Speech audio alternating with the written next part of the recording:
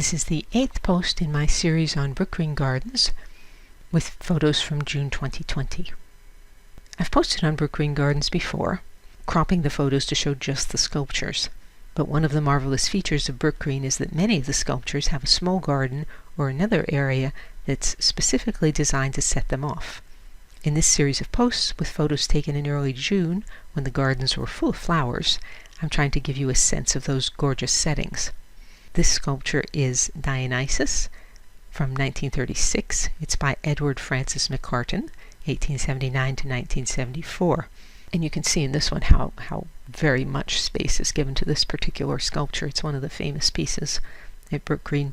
McCartan also sculpted the clock with Hermes and Ceres that's on the north facade of the Helmsley building at the south end of Park Avenue in New York City. For more on the artist, including a close-up of the clock, see Timothy Sandifer's article, McCartan Delighted in the Sensual World, which appeared in the Objective Standard.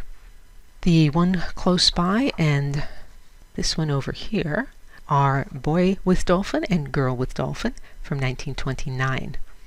They're by Milton Horn, 1906 to 1995, a native of Russia who collaborated with Frank Lloyd Wright from 1939 to 1949. Between the two figures is Nathaniel Choate's Alligator Bender from 1937. Next up, Forest Idol, 1930, by Albin Polasek, who died in 1965.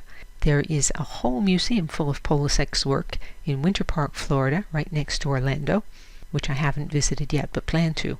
The Morse Museum, which I had photos from in a blog post earlier this year, is very near this one.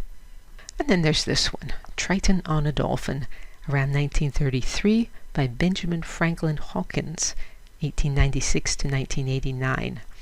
Hawkins actually specialized in architectural sculpture. This particular work just makes me laugh every time I see it for that crazy crew cut that the child has, and also the fact that he has two sets of fins, flippers, and yet he needs to ride a dolphin. That's just silly. Next up, Call of the Sea, 1924, by Harriet Whitney Frischmuth, whose forte was exuberance. You can see the vine at the Metropolitan Museum of Art or do a Google search for Harriet Whitney Frischmuth sculpture images. This one is called Shark Diver, dates to around 1952, and it's by Frank Eliscu, 1912 to 1996. Eliscu was fascinated by the movement of the human figure underwater, and this piece, with its complex arrangement of plants and fish and man, must have been quite a challenge to cast. If you go to my blog post on the Modern Art Foundry in New York City, you can see how complicated it would have been to get all these bits of bronze poured. And finally for this week, this is a view from one of the cafes at Brookgreen toward McCartan's Dionysus, which is over here and over here. This fountain in the foreground is called the Peace Fountain.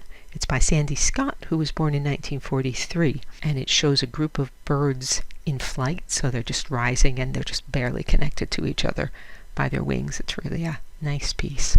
DianeDuranteWriter.com has hundreds of posts on sculpture, painting, and my many other obsessions. To join the free Sunday recommendations email list, visit the URL that's on the screen or email me. And you can say, "Well done, Diane," or support my work and receive rewards by means of the tip jar on DianeDuranteWriter.com. Thank you as always for listening.